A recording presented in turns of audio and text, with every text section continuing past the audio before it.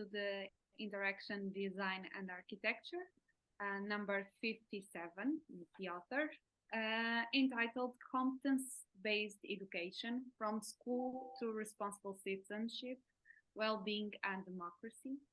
Well, my name is Liliana Costa, and jointly with Oscar Mialha from the University of Aveiro, the Media Research Center, will be the hosts of this session.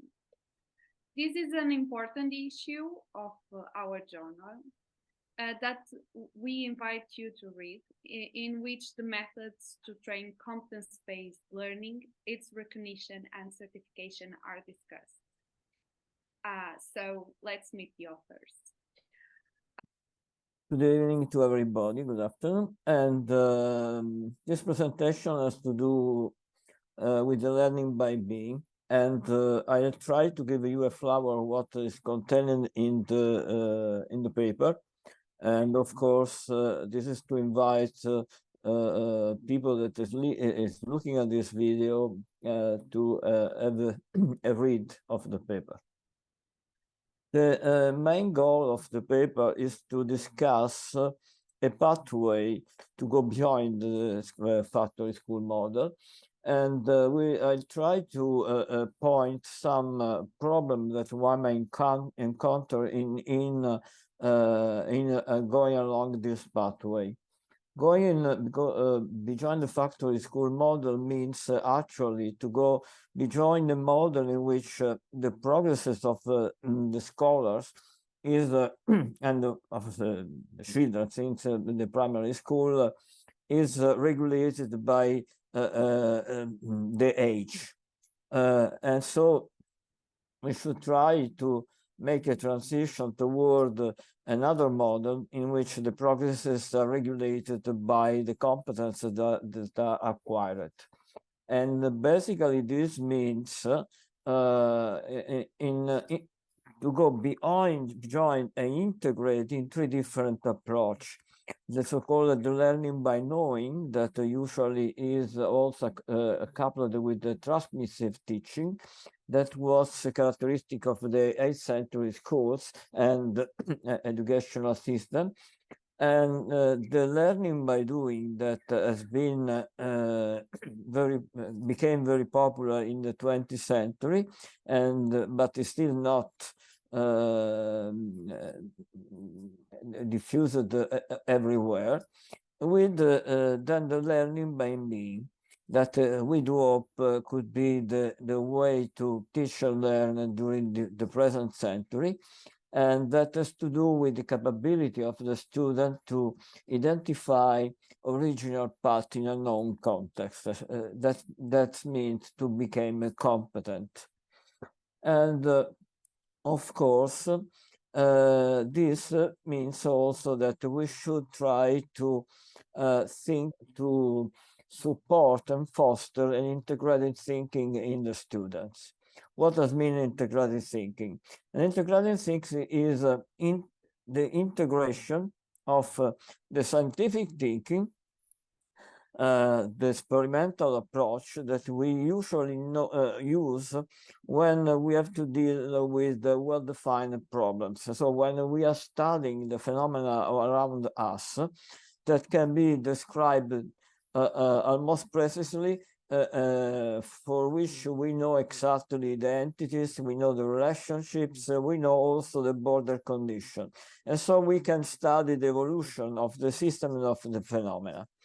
But unfortunately, most of the problems that we tackle day by day in our daily experience are not at all well defined, and should be considered ill-defined problem, since we don't know all the neither characteristic of the specific experience. And so basically, when we tackle with this kind of problem daily, we'll try to find an optimal solution. And we never try to develop a model or give an explanation, describe the phenomenon, but to find an optimal solution that lead to a modification of the natural world. So it's a different goal that also requires a different approach that we can identify with design thinking, okay? And so we need actually to integrate these two approach, this two way to think, in order also to develop innovation.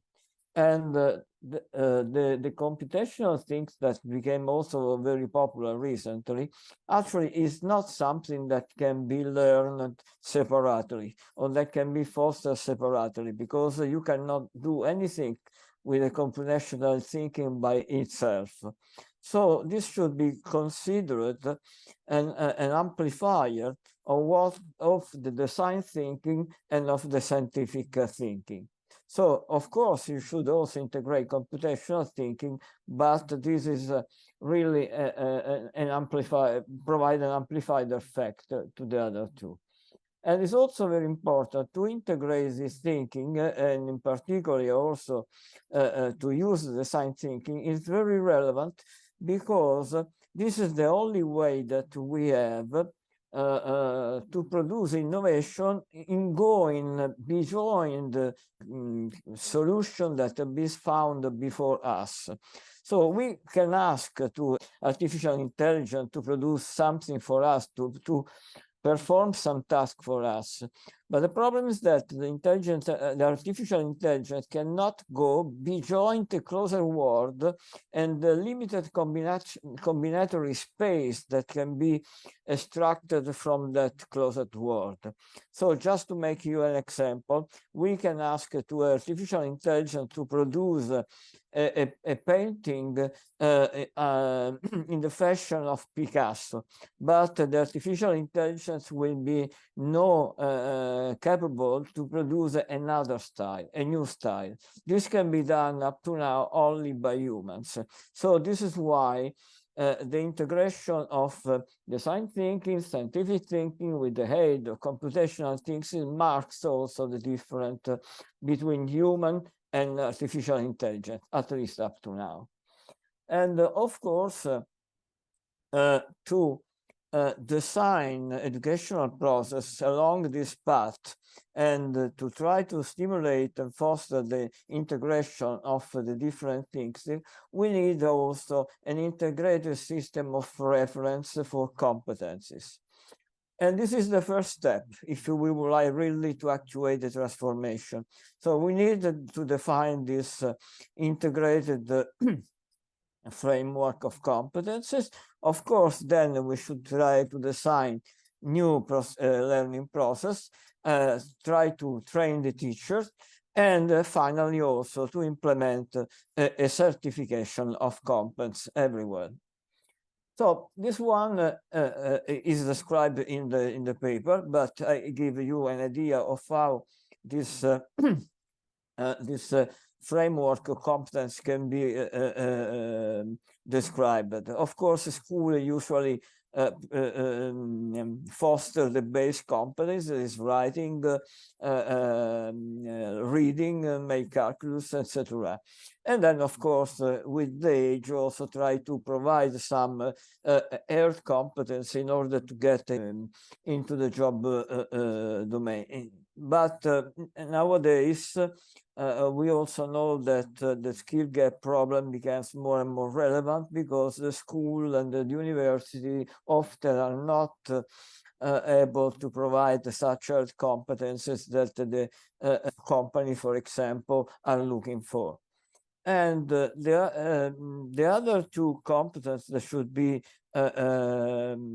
fostered are the so-called life of soft transversal competences. They are those that help the individuals to become also a person that can act within the society as a proactive citizen. And then, of course, we have what I call the soft digital competences that are needed to amplify the soft skills, and also the domain-specific hard competences. I do not consider soft digital competence the hard competence, the digital competence that are specific of particular specialization. And once that you have this framework of reference, you have to pay attention, because you cannot adopt critically any framework that is proposed. Indeed, I make you two examples very shortly. The first one is the UNESCO ICT competence framework for teachers. In looking to this framework, you have to understand that each column has to do with three different aspects. I mean, knowledge, skill, and truly competence. And you have also to understand the sixth row has to do with a particular model of educational ecosystem, an educational ecosystem in which the competencies, the teacher's competences are needed to organize, administer the environment, and also to design and carry on the educational process. And to do this, you need ICT competences, pedagogy competences, and you have to know also the policies, the current policies.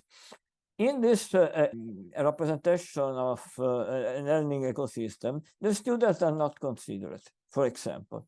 And this is different, for example, from what is proposed by European Union, where actually the students are also included. This model has other pitfalls, because, for example, the transversal competence are considered relevant for the students, but not for the teachers. Okay, so that's why you have to look critically after the framework before to adopt them to overcome the school factory system. And this is the second and last example. If you consider the life skill, you know that there are a lot of framework about the life skills, okay? But then again, you should analyze them critically. And for example, here I have represented all the life skill grouped in three different family, individual, complex, social, relational, and also process related competence.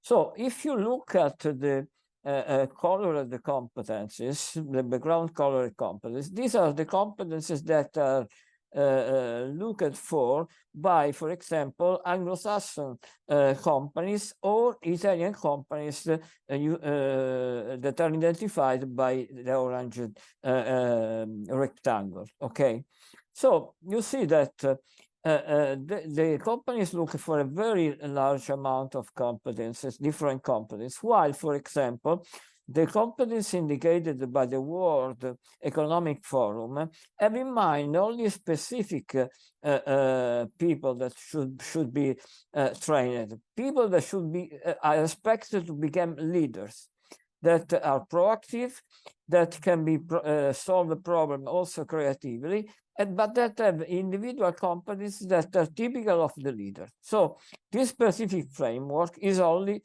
to train leaders. And also the European framework, the Life Comp 1, is limited in some respect, because it has to do with the fostering of personal competencies.